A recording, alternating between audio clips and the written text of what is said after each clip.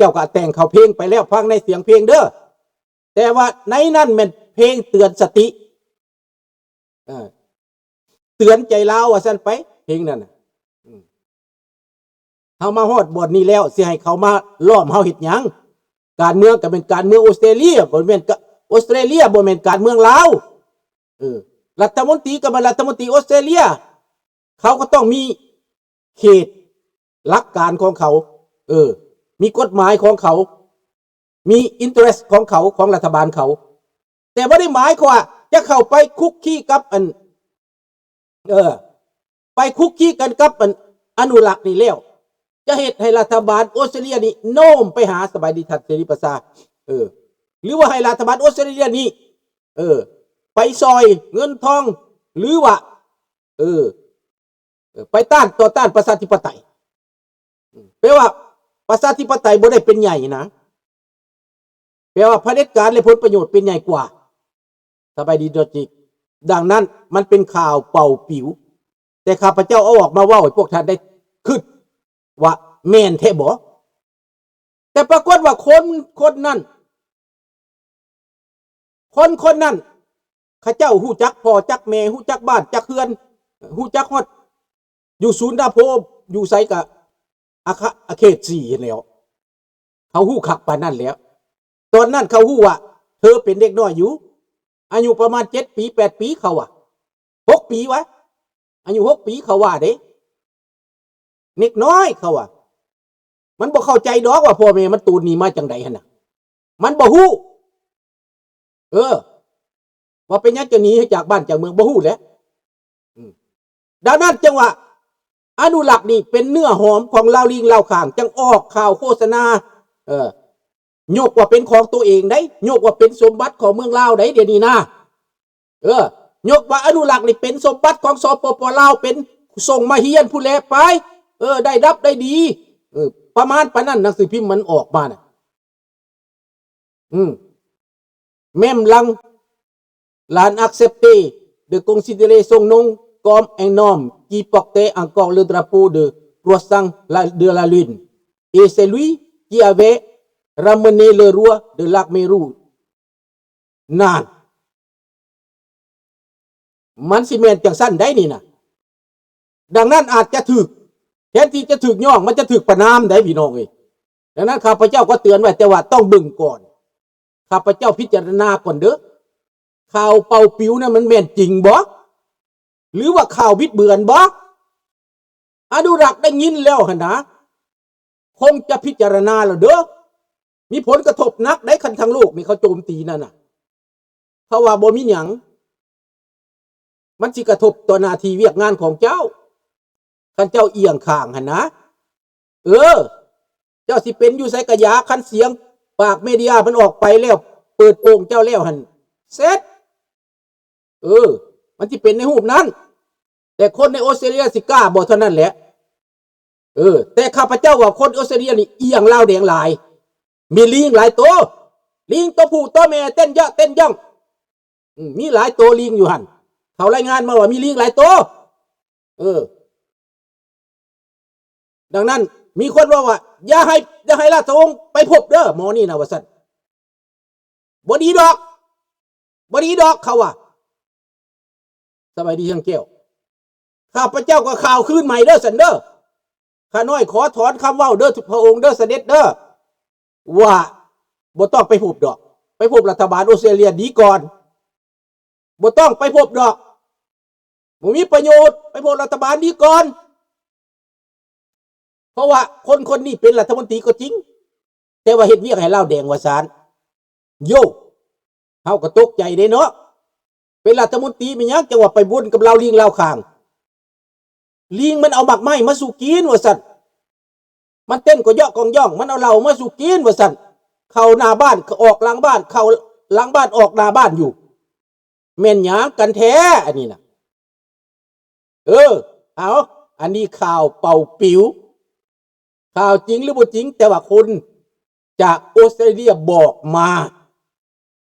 คันคนออสเตรเลียบอกมานี้ข้าพเจ้าว่ามันอยากคอนเฟิร์มได้มันอยากคอนเฟิร์มเด้อ เตือนสติไว้ก่อนถ้าผู้ใดฮู้จักเรื่องประวัติของอนุรักษ์นี่นะเปิดโปงมาให้ข้าพเจ้าเด้อข้าพเจ้าสิฟันไปกับมันถือคันมันบ่ถือคันมันแม่นแนวดีข้าพเจ้าก็สิย่องไปเด้อขอบใจหลายๆคันมันเฮงไปกว่านั้นเอียงเล่าแดงขนาดจนเอาทุ่งเงินกาเดือนมาไว้ในบ้านข้าพเจ้าสิด่าไปข้าพเจ้าสิจัดการไปเด้อเอาตายบ่หลาบข้าพเจ้าสิใส่เพลงตายบ่หลาบเด้อ J'espère que Monsieur Anurag ne se montrera pas ni en colère ni irrespectueux envers les rouges laotiens บ่ฮู้เฮาบ่ฮู้บ่สามารถเว้าได้จอนเพราะว่าผลประโยชน์นี่มันบังตาคนไหนมันสิตายมาหรือมันสิหยังมาข้าพเจ้าเห็นหลายคนแล้วตอนนั้นอุ้มลูกขับหน้ามันจนเอายานอนรับให้ลูกกินนะเดี๋ยวนี้มันแล่นไปเลี้ยเขานะมันเปลี่ยนไปได้ทุกอย่างคนนี่นะมันบ่มีกุเลอร์ดอกคนนี่นะยามมันมีประโยชน์ยามมันอ่อนซ้อนมันไปโลดว่าบ่ได้สัตว์นะคนนี่นะคนดังหมอยนี่นะมันว่าบ่ได้มันว่าบ่ได้เด้อคนนี่นะท่านสิว่าคนเห็นบ่คนก็คือกระโลดนั่นแหละเอามาเข้าประเด็นของเฮามื้อนี้ประเด็นของเฮานี้มื้อคืนนี้ข้าพเจ้าฟังพอตู้ถ้ำออกประกาศ30 นาที Declaration Presidencial หมายก็ว่าประธานาธิบดีประกาศข่าวคำประกาศข่าวนั้นมีหลายเนื้อในพอสมควรว่ามิชชั่นนี่ accomplish แล้วแต่ว่ายังจะอยู่ต่ออีก3 อาทิตย์3 อาทิตย์เพื่อจะ clean up เพื่อจะเฮ็ดให้มันอันนั้นเบิดหลังจากนั้นแล้วก็สิถอนตัวออกบ่สนใจกับฮอร์มุสดอกว่าซานพ่อใหญ่ถ้ำเว้าแต่พ่อใหญ่ถ้ำเตรียมทหารนี่ล่ะก็เป็นเทคนิคของพ่อใหญ่ถ้ำเนาะลีลาบทบาทของพ่อใหญ่ถ้ำเพื่อสื่อสารถึงคนอเมริกาหลังจากพ่อใหญ่ถ้ำเว้าไปแล้วน้ำมันก็ลดลงมาเหลือ80บ่บาร์เรลหนึ่งราคาน้ำมันอาจจะเป็นการผ่อนเบาน้ำมันก็ได้แล้วก็ซัดใส่ฝรั่งเศสโลดซัดใส่นาโต้โลดพ่อใหญ่ทำฟาดไปโลดฟาดไปใส่มักกรงอีกดังนั้นพี่น้องหลังจากพ่อใหญ่ทำขู่ว่าอีก3 อาทิตย์จะถอนทหารออกวัดทิมฮอร์มุสบ่จักซาอุดิอาระเบียบ่จักกาตาร์บ่จัก UAE บ่จักบาห์เรนบ่จักโควิดแลนกระดึกถึกนึกนองไปขอสันธรรมติเปิดสงครามปกป้องความมั่นคงของฮอร์มุส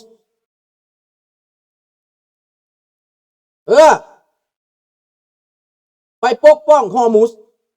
ฝรั่งเศสก็สิไปปกป้องฮอร์มุสอังกฤษก็ไปปกป้องฮอร์มุสเพราะว่าประโยชน์ตัวเองบ่สนใจนะประชาธิปไตยบ่สนใจสิล่มระบอบของอิหร่านสิไปปกป้องอันนั้นแต่ก็ความหมายก็อันเดียวกันสิแลนเข้าสงคราม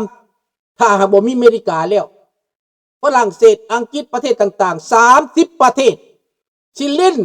แลนวิ่งเต้นเข้าสงครามเอง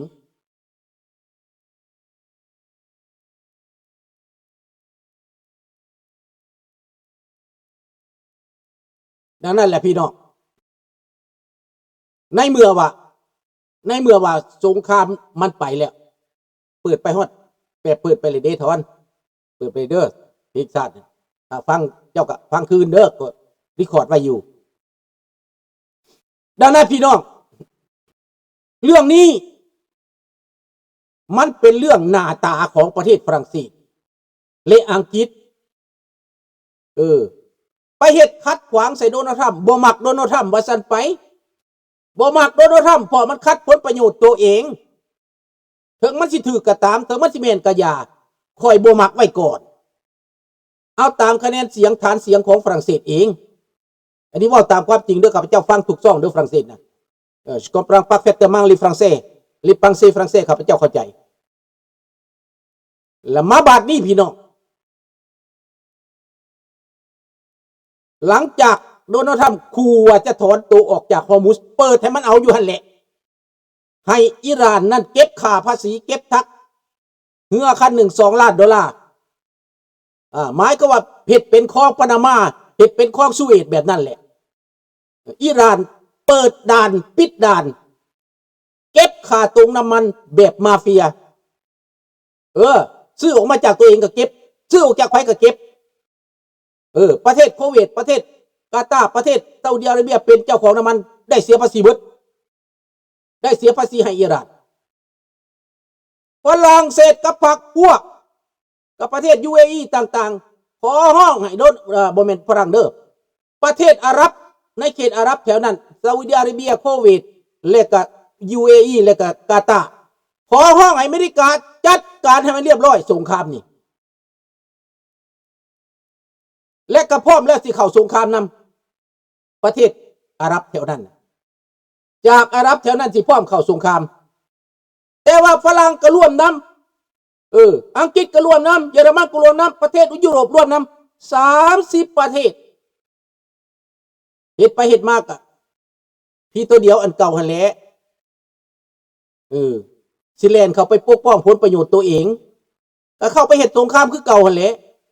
หากแต่ว่าสิไปเฮ็ดตอนว่ามันแล้วตอนอเมริกาจัดการแล้วจังสิไปเขาแต่งพาเข้าแล้วเพิ่นจังสิแลนไปได้อีตาถ้ำเราก็เว้าหยัดใส่ซาเสียใจกันบักใหญ่ได้เราเว้าหยัดใส่ได้อันนี้พ่อใหญ่ถ้ำเว้าได้นี่ได้ข้าพเจ้าความเว้าพ่อใหญ่ถ้ำมาเว้าเด้อแม่นแล้วเห็นผลประโยชน์ได้ประโยชน์พ่อใหญ่ถ้ำเราเฮ็ดแล้วก็เฮ็ดให้เห็นการเมืองของยุโรปเป็นแนวใดเฮ็ดให้เห็นการเมืองนาโต้เป็นแนวใด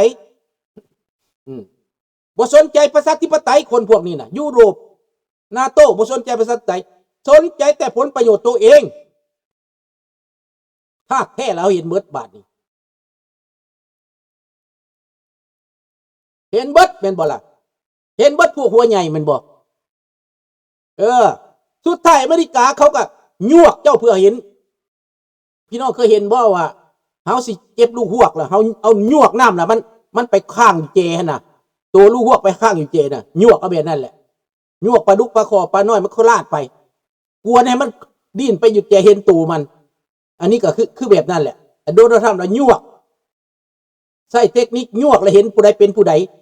ธาตุแท้มันเป็นอย่างไรเนื้อในเป็นอย่างไรเขาเห็นเบิดเลยพี่น้องอเมริกาเห็นเบิดมาโกริบิโอรายงานบ่ได้ผิดดอกคือต้องมาโกริบิโอรายงานดังนั้นพวกนี้โจมตีอเมริกาแต่อาศัยสิส่องวางอเมริกาเห็ดเดียวได้ร้อยแล้วจังสิไปกินจังสิพากันห้องเอา30ประเทศนี่ไปแห่ไปแห่ปกป้องน้ำมันเพิ่น แต่ว่าพี่น้องอยู่ในนั้นโตพระเอกใหญ่แม่นไผประเทศยูเครนความหวังที่จะแก้ไขปัญหาฮอร์มุซนี่นั้นแม่นยูเครนพอยูเครนมีประสบการณ์แล้วในการแก้ไขทะเลดำแม่นัวเขาว่าทะเลดำอันนี้ทะเลแดงแม่รูสยูเครนจะมาแก้ไขปัญหาทะเลดำเรียบร้อยแล้วจัดการบักรัสเซียทะเลเพื่อรัสเซียออกถอยออกไปยูเครนคนเข้าไปขายได้เซยจัดการเพื่อรัสเซียล่มลงเป็นแถวนั้นใส่โดรนจัดการบ่ต้องใส่คนโยนก็ยิงตกเรือก็ยิงตกเฮลิคอปเตอร์มันก็ยิงตกน่านน้ำแถวนั้นปลอดภัยยูเครนจัดการสวัสดีน้องธนาพรดังนั้นพี่น้องใน30ประเทศนี่ข้าพเจ้าว่ามันต้องมีเกาหลีใต้มันต้องมีญี่ปุ่นดีบ่ดีมีฮอดไทยบ่จักพอไทยก็อยากไปเอาเฮือตัวเองคืนมาอยู่ดิอาจจะมีเด้อ30ประเทศนี่ไล่เบิ่งข้าพเจ้ายังบ่ได้เห็นบัญชีแต่ว่ามี30ประเทศที่เข้าไปรักษาความปลอดภัยเฮ็ดสงครามกับอิหร่านอยู่ในนี้มันคือกันนั่นแหละไปรักษาความปลอดภัยกับน้ำมันก็คือกันกับเฮ็ดสงครามกับอิหร่านนั่นแหละแต่ว่าบ่ยอมเสียเปรียบให้อเมริกาซื่อเขาเฮ็ดแล้วจังสิไป แต่งพระเขาอเมริกาก็ว่าคนบ่ต้องการเจ้าก็ว่าจังซั่นดิ